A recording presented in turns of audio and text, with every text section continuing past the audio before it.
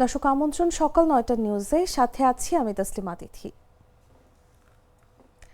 জুলাই গণ অভ্যুত্থানে অংশগ্রহণকারী ছাত্র শ্রমিক জনতার ১ জুলাই থেকে ৮ আগস্ট পর্যন্ত সব কর্মকাণ্ডের দায়মুক্তি দাবি করেছে বৈষম্য বিরোধী ছাত্র আন্দোলন। শনিবার দিনগত রাত ১২:৩০টায় সংগঠনটির ভেরিফাইড ফেসবুক পেজে দেয়া এক পোস্টে এ দাবি জানানো হয়। এতে বৈষম্য বিরোধী ছাত্র আন্দোলনের হবিগঞ্জ জেলার সদস্য সচিব মাহাদি হাসানের মুক্তি সহ ২ দফা দাবি জানানো হয়েছে। সেগুলো হলো রাতের মধ্যেই মাহাদের নিঃশর্ত মুক্তি দিতে হবে এবং হবিগঞ্জ সদর থানার ওসিকে প্রত্যাহার করতে হবে। জুলাই গণ অভ্যুত্থানে অংশগ্রহণকারী ছাত্র শ্রমিক জনতার ১ জুলাই থেকে ৮ আগস্ট পর্যন্ত পরিচালিত সব কর্মকাণ্ডের জন্য দায়মুক্তি প্রদান করে আগামী ২৪ ঘন্টার মধ্যে রাষ্ট্রপতির মাধ্যমে অধ্যাদেশ জারি করতে হবে। মাহাদি হাসানের মুক্তির দাবিতে রাজধানীর শাহবাগ মোড়ে অবস্থান কর্মসূচিও পালন করছে সংগঠনটি।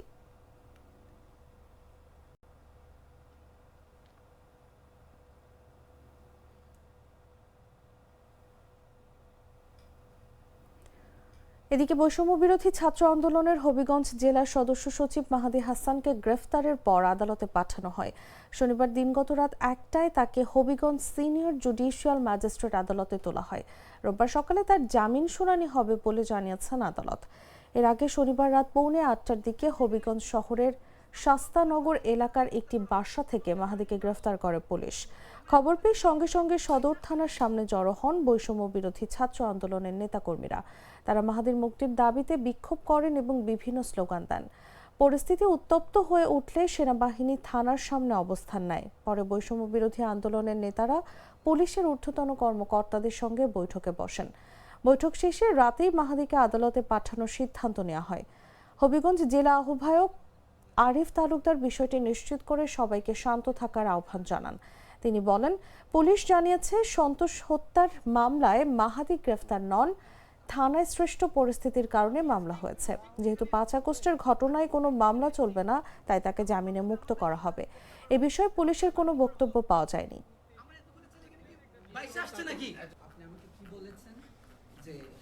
আন্দোলনকারী তো কি হয়েছে, ও তো ডেভিল বা ২৩-এর কমিটিতে, ওই কথার মিনিংটা আমি অ্যাকচুয়ালি বুঝি নাই।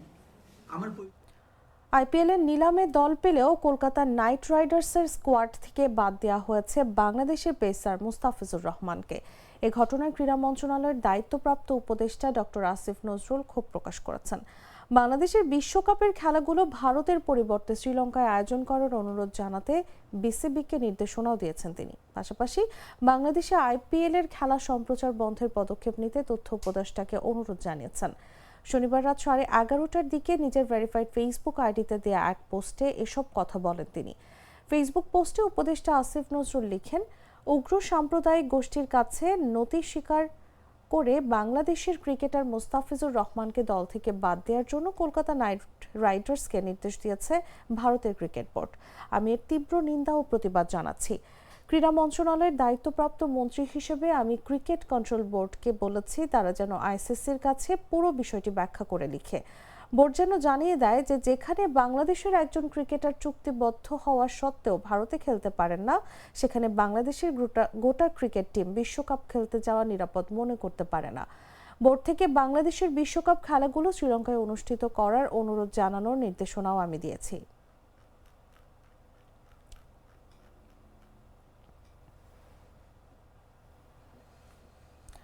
ঘন কুয়াশার কারণে দেশের দক্ষিণ ও পশ্চিমাঞ্চলের অন্যতম ব্যস্ত নৌপথ পাটুরিয়া দৌলতদিয়ায় ফেরি চলাচল সাময়িকভাবে বন্ধ ঘোষণা করেছে কর্তৃপক্ষ। দুর্ঘটনার ঝুঁকি এড়াতে শনিবার রাত 11:30টা থেকে সিদ্ধান্ত নেওয়া হয়। কুয়াশার তীব্রতার কারণে নদীপথে দৃশ্যমানতা কমে যাওয়ায় সব ধরনের ফেরি চলাচল বন্ধ রাখা হয়েছে। এ সময় মাঝ নদীতে একটি ফেরি আটকে পড়ে। বিআইডব্লিউটিসি আরিচা আঞ্চলিক কার্যালয়ের উপমহাব্যবস্থাপক আব্দুস সালাম বিষয়টি নিশ্চিত করে জানান, ঘন কুয়াশার কারণে পাটুরিয়া দৌলতদিয়া নৌরুটে ফেরি চলাচল বন্ধ রাখা হয়েছে। তিনি আরও জানান, নিরাপত্তার স্বার্থে পাটুরিয়া ঘাটের ৩ নম্বর ঘাটে ৩টি এবং ৪ নম্বর ঘাটে 2টি ফেরি নোঙর করে রাখা হয়েছে। অপরদিকে দৌলতদিয়া প্রান্তের 7 নম্বর ঘাটে 3টি এবং 4 নম্বর ঘাটে 1টি ফেরি নোঙর অবস্থায় রয়েছে।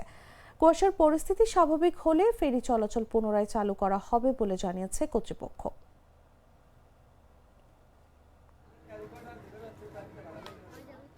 আমি তো মশলা বদলে ফেলেছি, এবার আপনিও বদলে ফেলুন। একবার প্রাণ গুঁড়া মশলা ব্যবহার করেই দেখুন। ফরিদপুরের চর ভদ্রাসন উপজেলার পদ্মা নদী থেকে ভাসমান অবস্থায় এক বাবা ও তার ছেলেকে উদ্ধার করেছে চর ভদ্রাসন থানা পুলিশ। শনিবার দুপুরে থানার ভারপ্রাপ্ত কর্মকর্তা মোহাম্মদ আনোয়ার হোসেন বিষয়টি নিশ্চিত করেন। তিনি জানান, শুক্রবার বিকেলে চরাঞ্চলের বিভিন্ন ভোট কেন্দ্র পরিদর্শনের দায়িত্বে থাকা পুলিশের একটি টিম স্পিড বোটে করে চর ঝাউকান্দা ইউনিয়ন সংলগ্ন পদ্মা নদী পথে যাচ্ছিল। এ সময় নদীতে ভাসমান অবস্থায় মানুষ দেখতে পেয়ে পুলিশ সদস্যরা দ্রুত ঘটনাস্থলে পৌঁছে একজন মাঝবয়সী ব্যক্তি এবং একজন শিশুকে উদ্ধার করেন। উদ্ধার কাজে অংশ নেওয়া উপপরিদর্শক মোহাম্মদ রফিকুজ্জামান বলেন, পরে জানা যায় উদ্ধার হওয়া ব্যক্তি তার ছেলেকে নিয়ে চরে কাশবন কাটতে গিয়েছিলেন। কাশবনের অতিরিক্ত বোঝায় তাদের নৌকাটি ডুবে যায়। এরপর কাশবনের আঁটি ধরে বাবা ও ছেলে নদীতে ভাসতে থাকেন। উদ্ধার শেষে পুলিশ সদস্যরা তাৎক্ষণিকভাবে তাদের একটি জেলে নৌকায় তুলে কম্বল দিয়ে শরীর গরমের ব্যবস্থা করেন। একই সঙ্গে জেলে নৌকার সহায়তায় ডুবে যাওয়া নৌকাটিও উদ্ধার করা হয়। পরে উদ্ধারকৃত নৌকাতেই বাবা ও ছেলেকে তাদের বাড়িতে পৌঁছে দেওয়া হয়। উদ্ধার কাজে ব্যস্ত থাকায় তাদের নাম ঠিকানা সংগ্রহ করা সম্ভব হয়নি বলে জানিয়েছে পুলিশ। এই যে ওই নৌকাটা তো এই রোডে গেলে পাবা না, ওই যে নৌকা আমরা যেটা খুঁজতেছি ওই সেই নৌকা, ওই মাছের নৌকা, মাছ পাওয়া যাবে না ওই জায়গায় গেলে নার মাথা গো, এই যে নার মাথা, এই যে নার মাথা, এই যে ওই নৌকাটা তো এই রোডে গেলে পাবা না, ওই যে নৌকা আমরা যেটা খুঁজতেছি ওই সেই নৌকা, ওই মাছের নৌকা, মাছ পাওয়া যাবে না ওই জায়গায় গেলে আস্তে আস্তে ঘুরো ঘুরো বাবা আসো, এই আমরা ডবলো কেমন করে নার মাথা গো, এই যে নার মাথা, এই যে নার মাথা, এই যে ওই নৌকাটা তো এই রোডে গেলে পাবা না, ওই যে নৌকা আমরা যেটা খুঁজতেছি ওই সেই নৌকা, ওই মাছের নৌকা। সুন্দরবনের পূর্ব বন বিভাগের চাঁদপাই রেঞ্জ থেকে এক রিসোর্ট মালিক ও ঢাকা থেকে আসা 2 পর্যটককে অপহরণ করেছে বনদস্যুরা। শুক্রবার বিকেলে ঘাগড়াবাড়ি টহল ফাঁড়ি সংলগ্ন কেনুয়ার খালের মুখ থেকে তাদের অপহরণ করা হয়। পুলিশ জানায়, অপহৃত 2 পর্যটক হলেন মোহাম্মদ সোহেল ও মোহাম্মদ জনি। এছাড়া রিসোর্ট মালিকের নাম শ্রীপতি বাছার। বন বিভাগ ও স্থানীয় বিভিন্ন সূত্রে জানা যায়, শুক্রবার নারী পুরুষ সহ 4 পর্যটক ঢাকা থেকে সুন্দরবনে ঘুরতে আসেন। ওই দিন দুপুরে তারা সুন্দরবনের ঢাংমারি এলাকায় অবস্থিত রিসোর্ট গোলকাননে ওঠেন। পরে বিকেলে গোলকানন রিসোর্ট মালিক শ্রীপতি বাছার সহ 4 পর্যটক বোটে করে বনের কেনুয়ার খালের মধ্যে ঘুরতে যান। রিসোর্ট সংলগ্ন ওই খাল থেকে 2 নারী সহ 5 জনকে অপহরণ করে একদল বনদস্যু। তবে ওই দিন রাতেই 2 নারী পর্যটককে রিসোর্টে ফিরিয়ে দেয় বনদস্যুরা। তবে রিসোর্ট মালিক ও 2 পুরুষ পর্যটককে জিম্মি করে রেখেছে বনদস্যুরা। জিম্মি থাকা রিসোর্ট মালিক ও পর্যটকদের কাছে দস্যুরা মোটা অঙ্কের মুক্তিপণ দাবি করছে। এ বিষয়ে বন বিভাগের ঢাংমারি স্টেশন কর্মকর্তা সুরজিৎ চৌধুরী বলেন, ঘটনাটি শুনেছি, তবে কোনো দস্যু বাহিনী পর্যটকদের অপহরণ করেছে কিনা তা নিশ্চিত করে জানতে পারেননি। খুলনার দাকব থানা ভারপ্রাপ্ত কর্মকর্তা মোহাম্মদ আতিকুর রহমান বলেন, সুন্দরবনে অপহৃত রিসোর্ট মালিক ও 2 পর্যটককে উদ্ধারে থানা পুলিশ, নৌপুলিশ ও কোস্টগার্ডের তৎপরতা চলছে।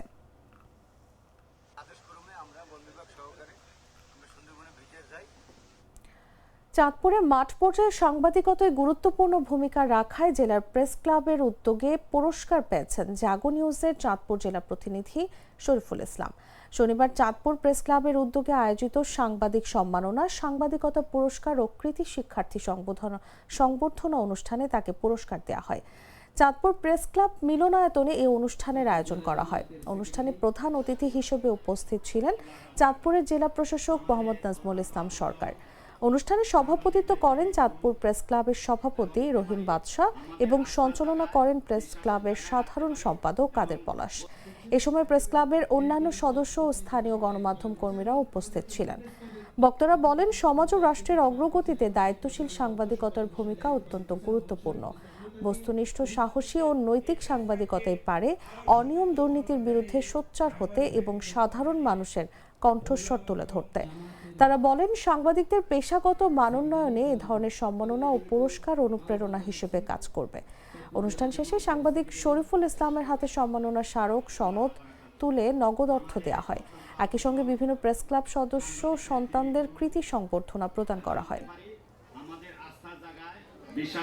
দুধার চকলেটে একাকার হয়ে ওঠা প্রাণ লেয়ার সম্পর্কের মিষ্টি ম্যাজিক।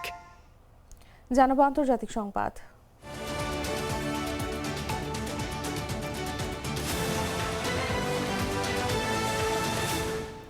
যুক্তরাষ্ট্রের হাতে আটক ভেনেজুয়েলার প্রেসিডেন্ট নিকোলা মাদুরোকে কড়া নিরাপত্তায় নিউ ইয়র্কের ব্রুকলিনের বন্দি শিবিরে নেওয়া হচ্ছে। মার্কিন সংবাদ মাধ্যমগুলোর প্রতিবেদনে বলা হয়, সেখান থেকেই তাকে মাদক ও অস্ত্র চোরাচালানের অভিযোগে করা মামলায় ম্যানহাটনের ফেডারেল আদালতে হাজির করা হবে। সংশ্লিষ্ট সূত্র জানায়, স্থানীয় সময় শনিবার বিকেলে নিউ ইয়র্কের একটি বিমান ঘাঁটিতে অবতরণের পর মাদুরোকে হেলিকপ্টারে করে ম্যানহাটনের ওয়েস্ট সাইড হেলিপোর্টে নেওয়া হয়। পরে তাকে মার্কিন মাদক নিয়ন্ত্রণ সংস্থার সদর দপ্তরে নিয়ে প্রাথমিক আইনি প্রক্রিয়া সম্পন্ন করা হয়। এরপরই তার পরবর্তী গন্তব্য হিসেবে নির্ধারিত হয় ব্রুকলিনের বন্দি শিবির। নিউ ইয়র্কের এই কুখ্যাত কারাগারটি উচ্চ পর্যায়ের ও গুরুত্বপূর্ণ বন্দীদের রাখার জন্য পরিচিত। এর আগে পপ তারকা আর কেলি, যৌন নিপীড়ক জেফ্রি এপস্টেইনের সহযোগী ছিলেন ম্যাক্সওয়েল এবং র্যাপার সন ডিডি কম্বোসকে এখানে রাখা হয়েছিল। এদিকে নিউ ইয়র্কের স্টুয়ার্ট আন্তর্জাতিক বিমানবন্দরে মাদুরোকে দেখা গেলেও তার সঙ্গে স্ত্রী সিলিয়া ফ্লোরেসকে দেখা যায়নি।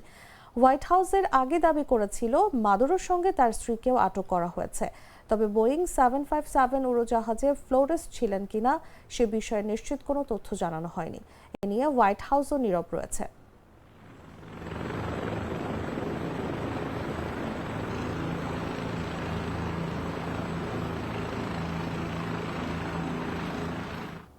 সংবাদ শেষ করব খেলার খবর জানিয়ে।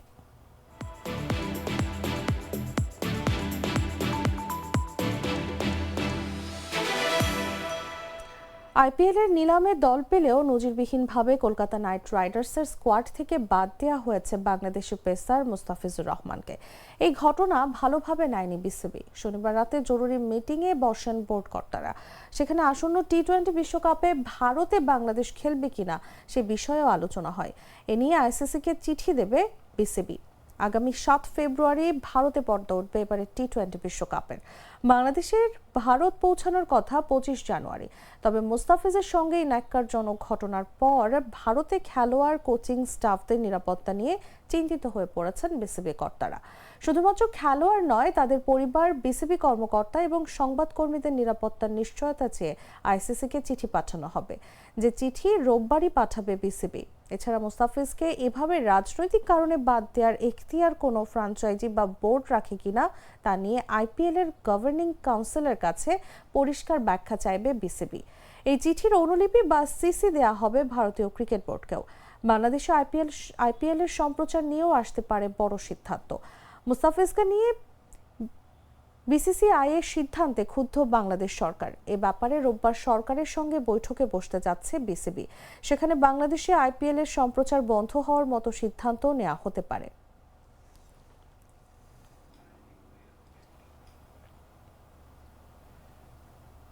দর্শক, এই ছিল এখনকার মতো। এরপর দেখবেন বেলা 11টার সংবাদ। প্রতিমুহূর্তের সর্বশেষ খবর জানতে ভিজিট করুন jagonews24.com। ফলো করুন আমাদের ভেরিফাইড ফেসবুক পেজ এবং সাবস্ক্রাইব করুন জাগো নিউজের ইউটিউব চ্যানেল। ধন্যবাদ সবাইকে।